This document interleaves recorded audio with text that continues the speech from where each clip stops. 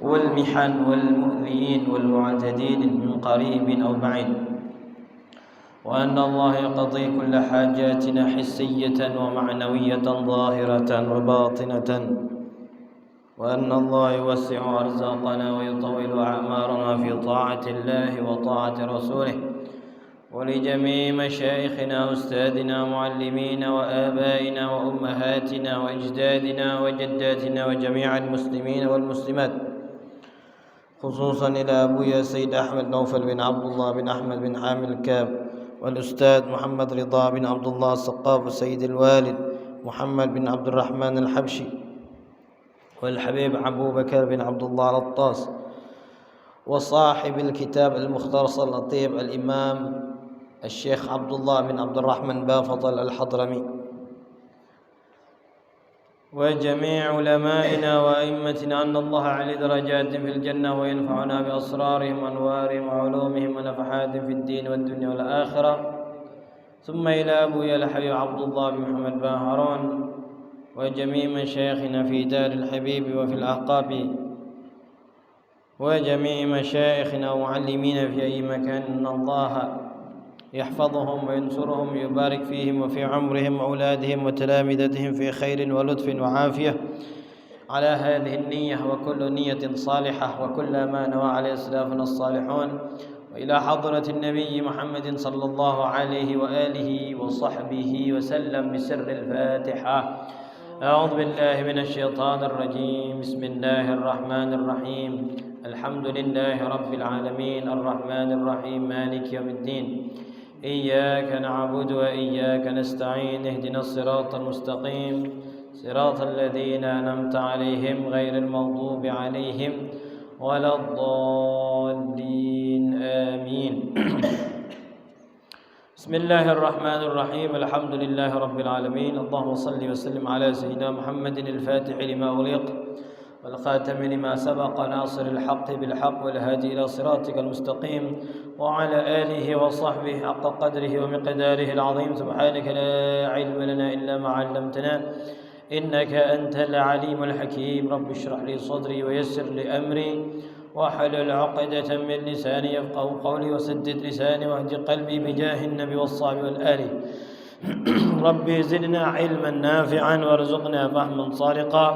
اللهم إنا نسألك فهم النبيين وحفظ المرسلين وإلهام الملائكة المقربين. اللهم علمنا ما ينفعنا وانفعنا بما علمتنا وزدنا علما.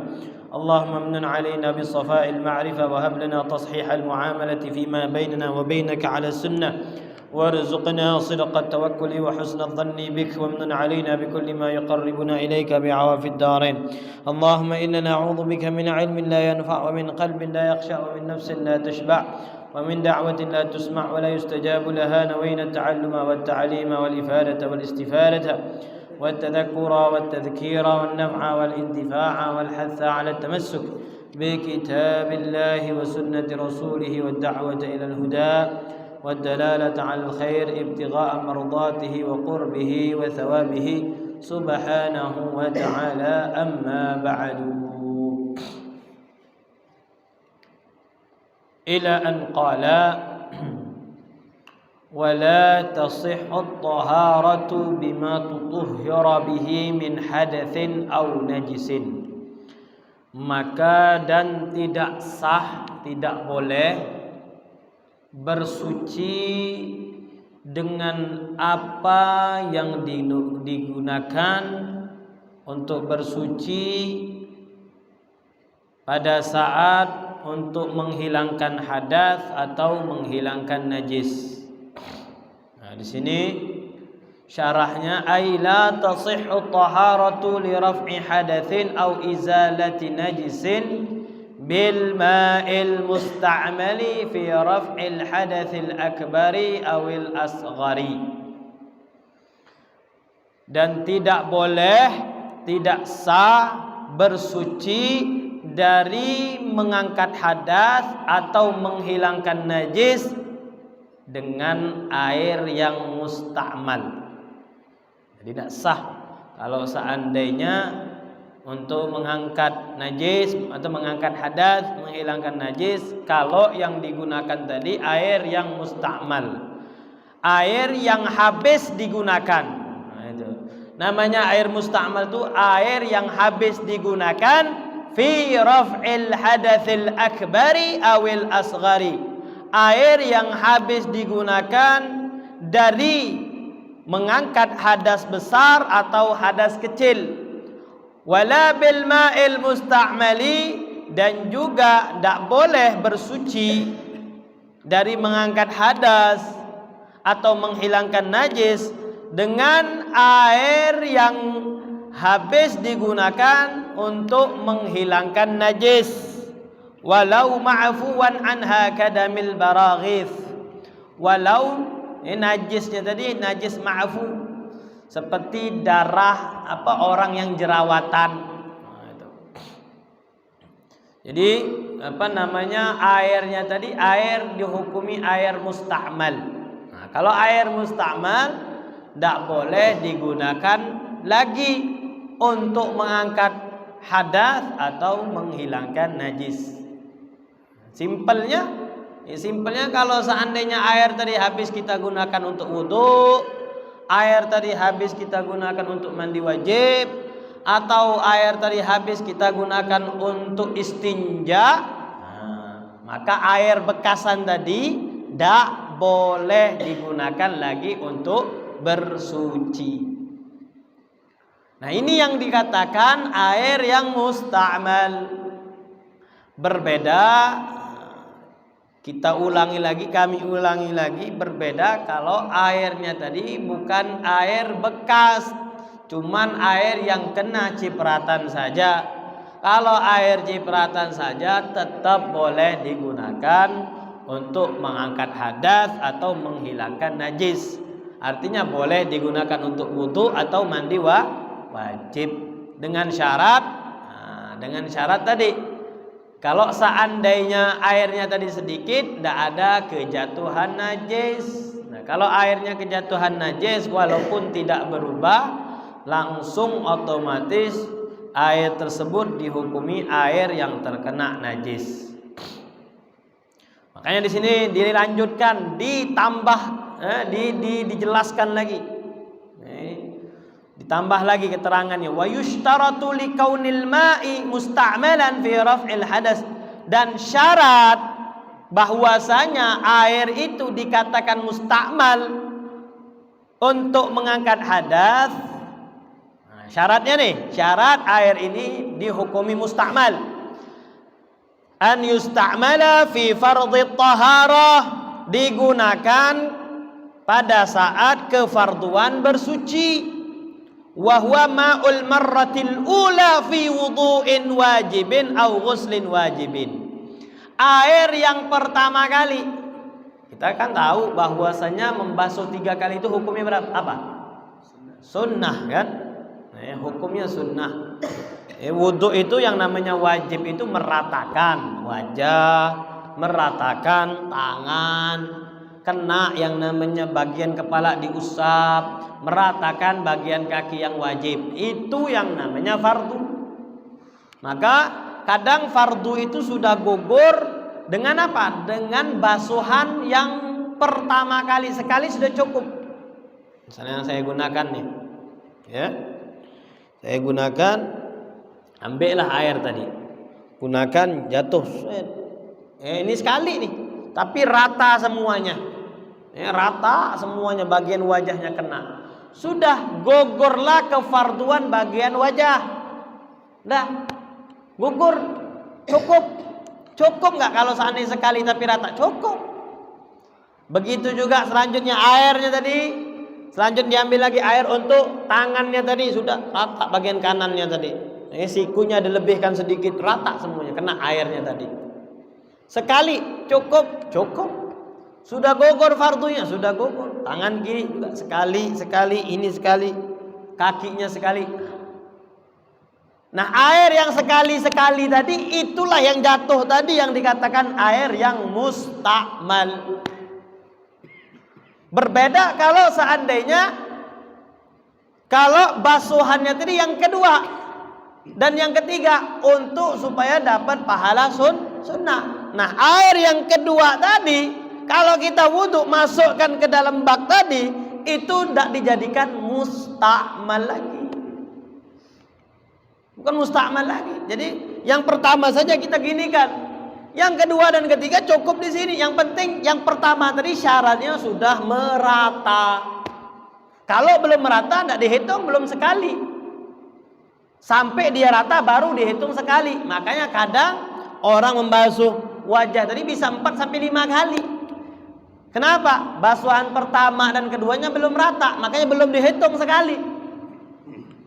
Kalau seandainya sudah rata, baru dihitung satu.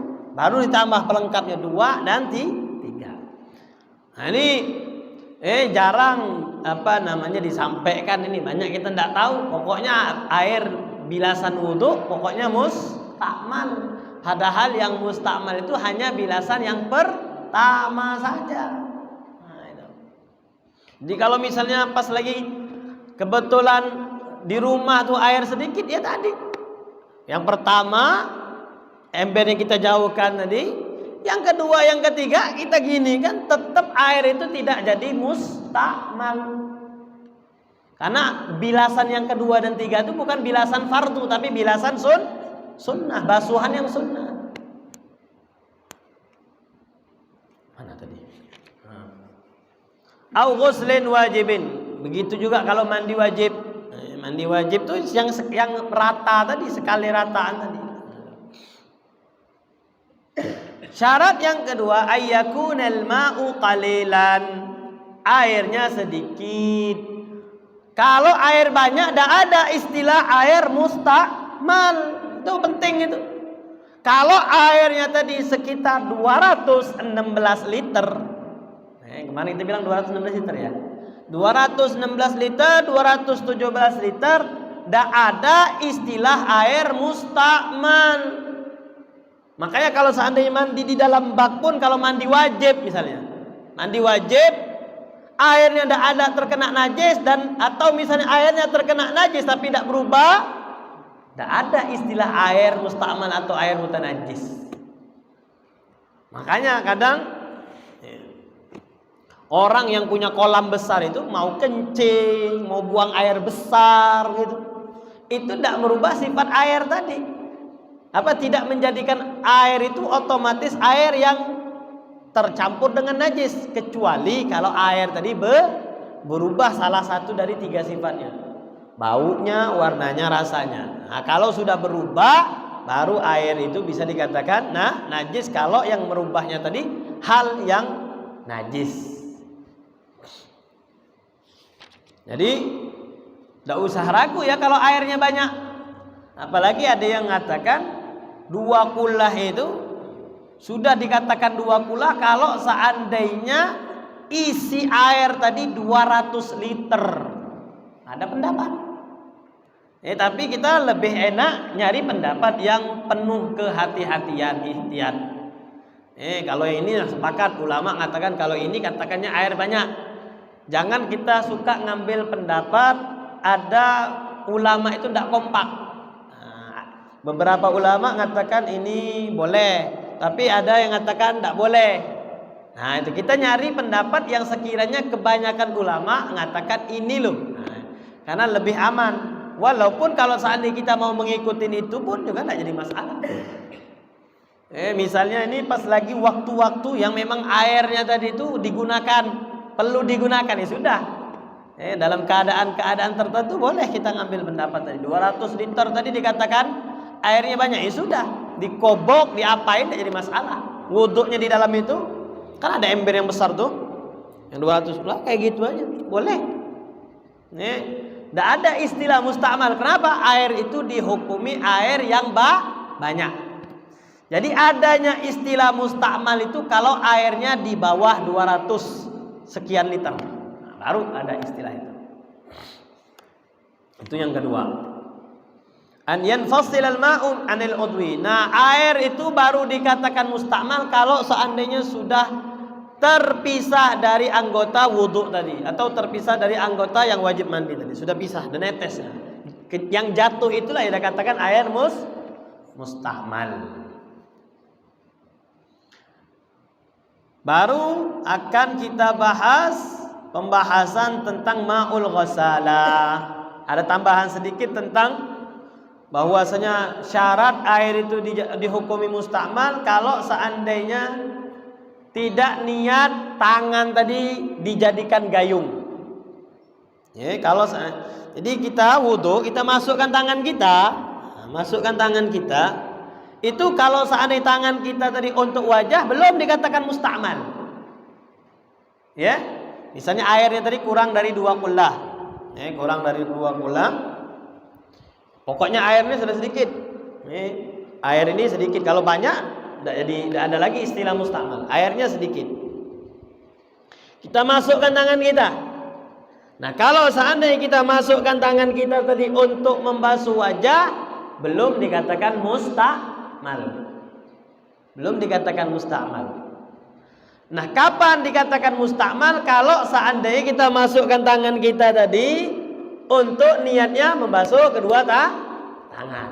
Nah, sebelum kita memasukkan tadi, kita niat bahwasanya saya masukkan tadi tangan ini bukan untuk membasuh ini, tapi untuk jadi gayung. Niatkan dulu ini jadi gayung. Nah, ketika kita niatkan ini jadi gayung, air ini tidak jadi mustakmal. Karena belum digunakan untuk apa tadi? Mengangkat hadas yang ada di tangan. Nah, niatkan dulu. Kalau kita tidak niat, untuk bagian tangan, air tadi jadi mustakmal. Nah, itu bedanya. Ya, jadi ketika kita mau membasuh tangan, niatkan dulu. Ini saya niatkan untuk jadi gayung. Masukkan, baru. Nah, seperti itu. Ya. Nah, bilasan kedua dan ketiga langsung aja, tidak jadi masalah. Gitu. Jadi kalau misalnya kita wudu tadi misalnya, basuhan pertama kita ambil kayak gini. Ratakan dulu, sudah yakin rata. Untuk yang kedua kayak gini tidak jadi masalah. 2 dan 3 tidak jadi masalah. Terus ketika masukkan tangan kita tadi, niatkan dulu ini jadi gayung. Sudah 1. Sudah ini rata semuanya. Masukkan sini lagi tidak jadi masalah. Karena air 2 dan 3 hukumnya sunnah. Nah, itu. Jadi kalau seandainya kita lupa niat, kita langsung masukkan saja, airnya jadi mustakmal. Ini salah satu pendapat. Nah, ini dijelaskan lagi. Disampaikan lagi. Wakhtara al-Imam al-Bughawi. Wakhtara al-Imam al-Bughawi wal Imam al-Ghazali. Pendapatnya al-Imam al-Bughawi, pendapatnya al-Imam al-Ghazali, wa ghairuhuma, dan beberapa ulama yang lain selain mereka berdua, adamu wujubu niyatil ightiraf. Tak perlu niat-niat lagi. Tak usah ragu-ragu lagi. Jadi tidak perlu niat. Tadi kan agak ribet tadi. Jadi kita ketika masuk tangan agak ribet. Tidak usah katanya. Kata Imam al-Ghazali, kata Imam al-Bukhari, tidak usah. Qala Syekh Bahramah fala yushaddid 'ala al-'amina. Tidak usah mempersulit untuk orang yang awam. Oh, niat lagi dia nanti ini. Tidak usah. Jadi ada pendapat tidak perlu lagi niat i'tiraf, langsung saya masukkan, tidak bakal jadi mustakmal. Selagi air tadi tidak jatuh langsung ke situ. Nah, ini lebih enak, lebih ringan. Fala yushaddid, mana tadi? Fala yushaddid 'ala al-'ami bal yuftihi bi'adami wujub. Tidak perlu lagi. Tidak perlu wajib niat i'tiraf tadi. Sudah, langsung saja. Jadi kalau kata Imam Al-Ghazali sudah langsung, tidak apa-apa. Yang penting airnya tadi jangan dijatuhkan ke dalam itu lagi. Itu aja. Yang penting ambil air, keluarkan, sudah. Nah, tidak perlu niat i'tiraf lagi, tidak perlu niat tangan ini dijadikan gayung lagi, tidak perlu. Nah, ini lebih ringan. Adapun air yang bekas bilasan, al-ghusalah. Nah, sekarang pembahasan air ghusalah. Huwal ma'ul musta'mal fi izalatin najasah. Kalau tadi air yang bekas untuk mengangkat hadas. Pembahasan kita ini. Nah, sekarang air kasus yang kedua ini, airnya tadi digunakan bekas untuk menghilangkan najis. Ada bekas kencing, bekas kotoran, nah itu. Nah, ini namanya air ghusalah. Bekasnya tadi air namanya air ghusalah. Hiyal ma'ul musta'malu fi izalatin najasa. Air yang habis digunakan pada saat menghilangkan najis. Kal ma'il ladzi ghusila bihi thawbun mutanajjis. seperti air yang digunakan untuk membasuh pakaian yang ada najisnya. Entah itu darah, entah itu kencing, apa saja najis. Air tadi digunakan untuk menghilangkan najis yang ada di pakaian tersebut. Nah, air tadi itulah yang namanya air ghusalah. Wa hasiluha, nah ringkasannya katanya, annal ghusalata taratan takunu katsiratan. Kadang airnya tadi banyak. Misalnya air yang bekas bilasan tadi, misalnya kalau di kali tadi, di kolam tadi. Nah, kolam itu kadang orang kan kalau zaman dulu nyucinya di situ kan. Kalau airnya tadi banyak, maka air tadi bekas cucian tadi tetap dihukumi suci mensucikan. Walaupun ada najisnya dan segala macamnya, dengan syarat apa? Air itu banyak. Nah, kalau airnya banyak, fayuhkamu 'alaiha bit-taharati bi syarti 'adamit taghayyur. Air bilasan tadi yang banyak tadi dihukumi suci dengan syarat air habis dibilas tadi airnya tidak berubah. Airnya tidak berubah. Fa in taghayyarat, nah rupanya berubah dia. Kalau seandainya berubah, air yang banyak tadi berubah, ya sudah.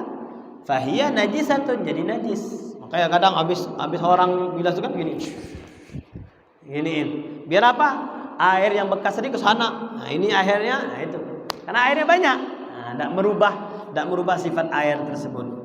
Wa taratan takunul ghusalatu qalilatan munfasilatan, fayuhkamu 'alaiha bit-taharah bi syurut. Nah, kadang air bilasan ini dan umumnya airnya ini sedikit.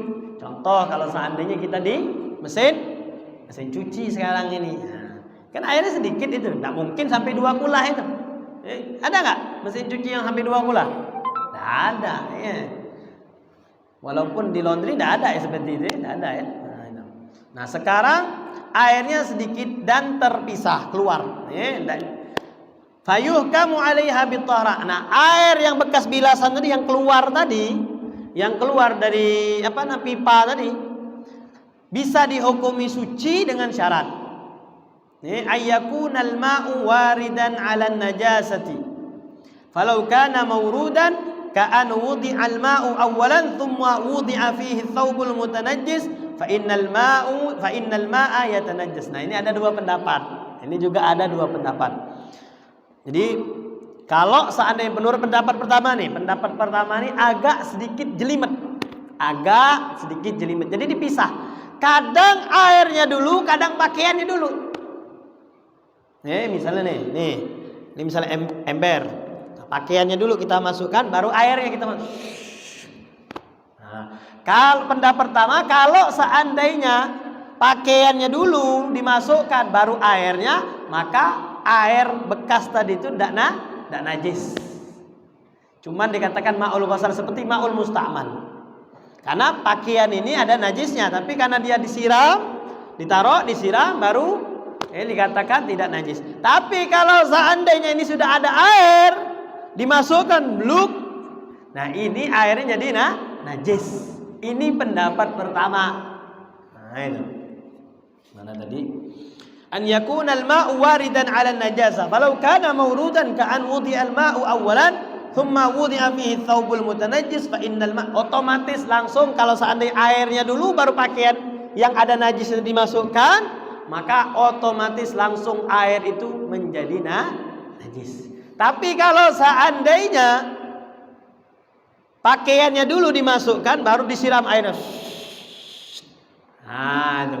Kalau seandainya tidak ada bau najisnya, tidak berubah, maka air tadi dikatakan air mustakmal. Air mustakmal, walaupun ada najisnya nih. Walaupun ada najisnya, tapi hilang sifat najisnya tadi dan baunya tidak ada, pesingnya tidak ada. Nah, ini airnya ini dikatakan air ghasalah. Air ghasalah itu tidak najis, tapi tidak boleh digunakan untuk tohara, wudu dan sejenisnya. Itu pendapat yang pertama. Pendapat kedua tidak dibedakan. Inilah pendapat salah satunya Al-Imam Al-Ghazali. Mau dia disiram dulu atau pakaiannya dulu dimasukkan, mau waridan atau mawrudan sama saja, tidak najis selagi air itu tidak berubah. Udah lebih enak kayak gini. Biasanya kan kita apa? Air dulu kan. Kalau di mesin cuci itu pakaian dulu apa air dulu? Hah? Pakaian dulu. Nah, sudah lebih aman. Kalau sudah itu lebih aman lagi. Pakaian dulu baru disiram. Nah, jadi airnya itu tidak najis. Jadi jangan was-was. Apalagi kalau seandainya disambil dengan dibilas, sudah aman sudah. Yang penting apalagi sudah disiram nih, najisnya sudah terangkat keluar tuh, dibilas lagi, oh, sudah aman kalau kayak gitu. Sudah aman. An yutahhira al-mahall al-maghsul bi an lam yabqa lin najasati ta'mun wala launun wala rihun. Nah, tadi tuh airnya tadi tidak ada, hilang sudah, kebawa air tadi. Jadi pakaiannya tadi sudah kebawa dengan airnya tadi, hilang. Dengan air tadi hilanglah sifat-sifat najis tadi, dari baunya, rasanya, warnanya sudah tidak ada lagi, sudah. Kalau seandainya ada, ya sudah, air itu jadi najis. Kalau seandainya ada tersisa. Alla yataghayyar al-ma'. Airnya tidak berubah, warnanya tidak berubah. Nah, kalau seandainya berubah, ya sudah. Fa in taghayyara fa huwa najisun. Berubah jadi kuning misalnya, sudah najis dia. Wa in zalatin najasa an syai'il maqsud, walaupun najisnya hilang tapi airnya berubah. Nah, itu. Alla yazida bin najasati waznul ma. Takaran airnya tidak bertambah gara-gara habis menghilangkan najis tersebut. Nah, tidak berubah takarannya itu. Ini umumnya jarang sekali yang keempat ini. Jadi air ghusalah itu dihukumi air mustakmal, bukan hukumnya air najis, dengan syarat tadi. Pertama, dan ini tidak dibedakan oleh Imam Ghazali kalau seandainya airnya dulu atau pakaiannya dulu. Yang penting itu apa? Kalau seandainya tidak ada sifat-sifat najis di dalam air tersebut. Pakaiannya misalnya, rupanya pakaiannya masih ada najisnya, sudah, berarti air tadi jadi najis. Ini ketika dibilas tadi atau dimasukkan air tadi, langsung kebawa najisnya oleh air tadi, dan airnya tadi tidak berubah. Nah, sudah, airnya hukumnya air tadi bukan najis. Jadi jangan was-was. Wah, ini habis apa? Cuci pakaian jangan sampai kena percikan segala macam. Nah, kadang orang suka was-was seperti itu. Nah, lihat, kalau seandainya tidak berubah, tidak ada sifat-sifat yang berubah, maka hukumnya suci tapi tidak mensucikan.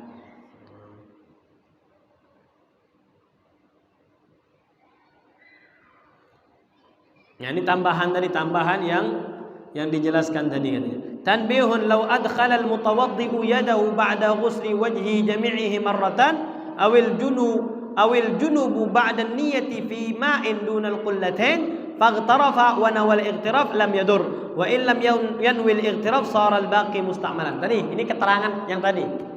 Kalau seandainya kita wudu tidak niat ightiraf tadi, maka air itu jadi musta'mal. Kalau seandainya kita niat, maka air itu tidak jadi musta'mal. Tapi ini dijawab oleh Al-Imam Al-Ghazali, tidak perlu. Sudah aman saja.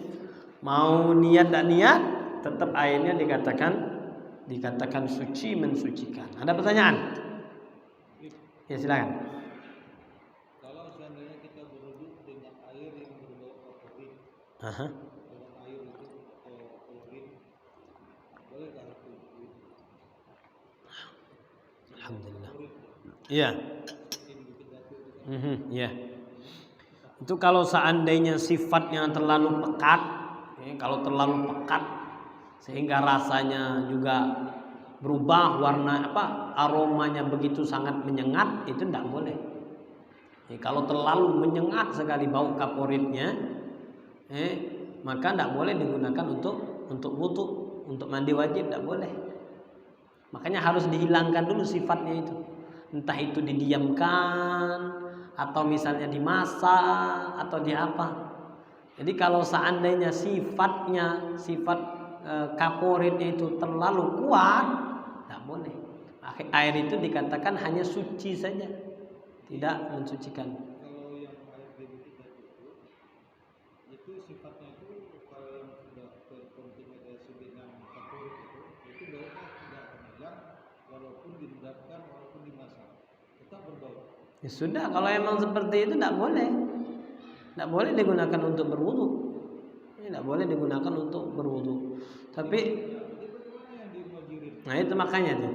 Tapi kita lihat dulu apakah ada pendapat ulama mengatakan air kaporit itu tidak menjadikan air itu hanya suci saja dan tidak boleh digunakan untuk bersuci. Kita harus lihat pendapat ulama lain.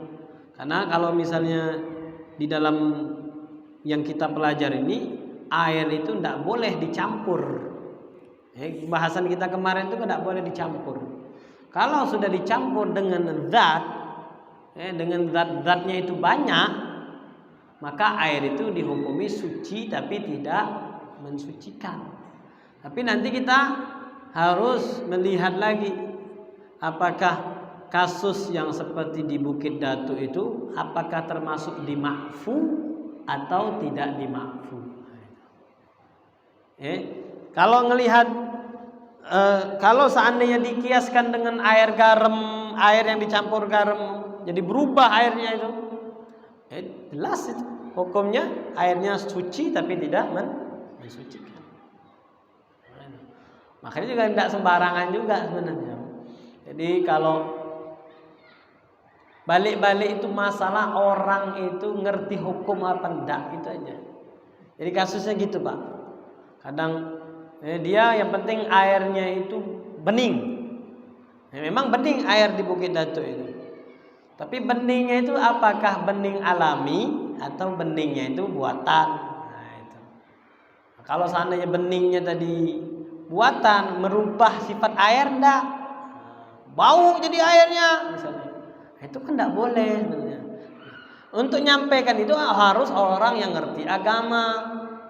Orang yang belajar tentang misalnya tentang bagaimana penggunaan air ini. Tapi ya kita harus pelajari lagi apakah ada ulama yang mengatakan kalau sudah kasusnya seperti itu sudah menjadi ditoleransikan. Nanti saya lihat dulu Pak, apakah ada perkataan ulama mengatakan seperti tadi tuh. Seperti tadi kasusnya seperti Al-Imam Al-Ghazali tadi. Kalau orang yang nggak ngerti tadi dia nggak tahu tadi air baju dulu atau air dulu. Akhirnya dikatakan najis. Nanti bekas dia bilas tadi percik-percik jadi najis. Tapi rupanya enggak. Dikata Imam Ghazali mau dia pakaian dulu atau air dulu sama saja. Selagi tidak berubah airnya maka tetap air. Kita cari lagi gitu. Sabar Pak ya. Selain itu silakan.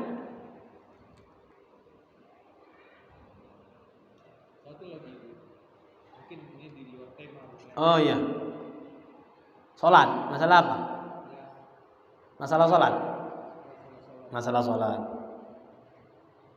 Jadi kita biasanya di sini kan subuh itu kan kunut. Oh kunut. Jadi bertukarlah imam. Sementara imam tadi ini tidak kunut. Jadi kita sebagai makmum merasa kurang rasanya, kurang pas rasanya, atau namanya itu ada ganjal. Perasaan sholat itu. Jadi bagaimana untuk menanggulanginya? Ataukah kita harus sujud sawi atau gimana Pak? Kalau seandainya kita dengan kunut tadi kita tidak terlambat dari mutaba'atul imam ngikutin imam, kita kunut. Ya kalau seandainya misalnya ketika imam Allah, kita bisa kunut. Kita sendiri. Iya, tidak apa-apa. Boleh seperti itu karena kita tidak melanggar. Tidak melanggar karena imamnya belum posisinya sujud. Bisa disusul bahasanya itu. Kita bisa nyusulnya karena minimal kunut itu Pak, minimal kunut. Seseorang dikatakan dia ini sudah doa kunut, bukan harus dia menggunakan Allahumma hdini fiman hadait. Minimal ada doa minta pengampunan. Allahumma ya ghaffar, Allahumma ighfir lana ya ghaffar. Cukup. Allahumma ighfir lana ya ghaffar. Ya Allah yang Maha Pengampun, ampunilah. Ditambah wa sallallahu ala Muhammadin wa alihi wasallam. Nah, itu sudah cukup namanya kunut. Jadi misalnya Allahumma ighfir lana ya Ghaffar wa sallallahu ala Muhammadin wa alihi wa sahbihi wa sallam. Bisa nggak nyusul? Bisa. Jadi kalau seandainya ganjil sudah ngamalin kunut yang simpel saja, walaupun tidak atau belum sempurna, tapi sudah dapat dia ngamalin kunut. Tidak perlu sujud sahwi, kalau dia ngamalin itu. Tapi kalau dia tidak ngamalin, boleh dia sujud sahwi. Karena dia ngikutin imam saja, ngikutin imam, tapi imamnya juga nggak sujud sahwi misalnya, dia boleh sujud sahwi, boleh. Kenapa? Karena dia tadi meninggalkan sunnah ab'ad yang mana kalau ditinggalkan, baik lupa atau sengaja, tetap disunnahkan sujud sahwi. Ya. Ada lagi?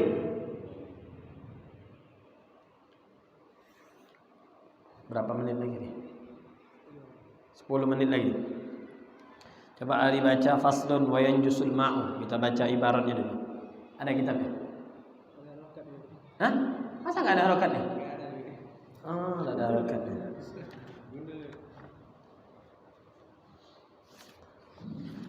Apa yang nggak beli yang ini aja?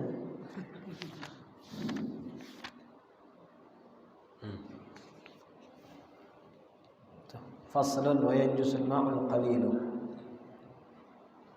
Bismillahirrahmanirrahim. Faslun wa yanjusul ma'ul qalilu wa ghayruhu minal ma'i 'aiti.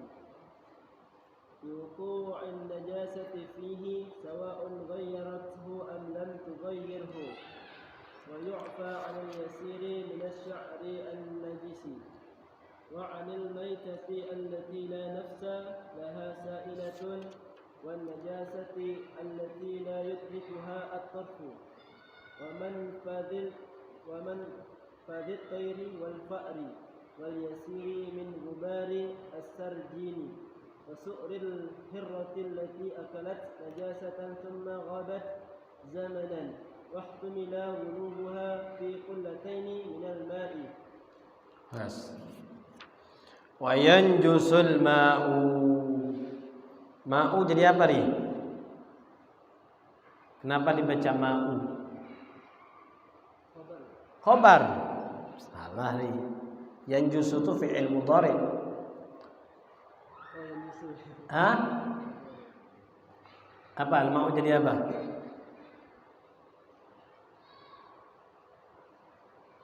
Wa yanjusul ma'u. Kenapa dibaca ma'u? Kenapa nggak dibaca ma'a? Kenapa nggak dibaca ma'i? Wal, kenapa wal? Ini harakatin. Wa yanjusul ma'u. Ma'u jadi fa'il. Dan menajiskan. Dan najis. Apa yang najis? Ya air. Al-qalilu. Nah, al-qalilu jadi apa? Ini pelajaran yang baru kemarin kita pelajari. Al-qalilu jadi apa? Jadi na'at. Makanya dia dibaca al-qalilu karena ma'nya dhamma. Wa yanjusul ma'ul qalilu wa ghairuhu. Kenapa dia jadi ghairuhu?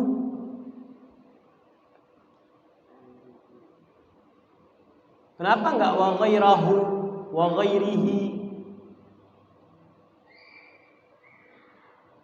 Ini pelajaran kemarin juga nih. Ataf. Wawunya waw ataf. Wa yanjusul ma'ul qalilu wa ghairuhu minal ma'i'ati biwuqu'in najasati fihi. Ini tak apa-apa Pak ya, sedikit-sedikit. Belajar nahu namanya ini. Jadi apa yang mereka baca pun nanti punya rasa gitu. Kenapa kok harokatnya dhamma, fathah, kasrah. Jadi yang najis itu apa? Air, makanya jadi fa'il. Dan air yang sedikit, makanya sifatnya tuh, makanya akan na'at. Dan najis air yang sedikit juga. Yang lainnya wa ghairuhu apa? Minal ma'i'ad, dari cairan-cairan. Ma'i'ah cairan seperti minyak, selain air. Jadi air yang sedikit bisa najis, dan selain air yaitu berupa cairan-cairan tadi, biwuqu'in najasati fihi, dengan jatuhnya najis di dalamnya. Kalau seandainya airnya sedikit jatuh najis, sudah. Minyak, hati-hati nih, sekarang minyak langka, ya, entah bensin, entah apa itu, kan itu kan cairan semua tuh. Nah, kalau seandainya jangan sampai amankan. Kalau seandainya ada tikus, entah ada cai cicak, entah apa itu, sedikit dia, oh sudah najis, buang sudah. Tak boleh lagi goreng tempe saya yang bekas ini. Nah, makan najis kita. Makanya hati-hati ibu-ibu. Minyak-minyak tuh, hati-hati. Bekas-bekas tuh tutup. Nah, jangan sembarangan. Ini walaupun ini kan sedikit tidak berubah nih, ambil sini ini kan yang ada najis tidak bisa. Ya. Biwuqu'in najasati fihi. Jadi langsung otomatis jadi najis. Sawa'un, makanya di sini dijelaskan, sawa'un ghayyaratu am lam tughayyirhu.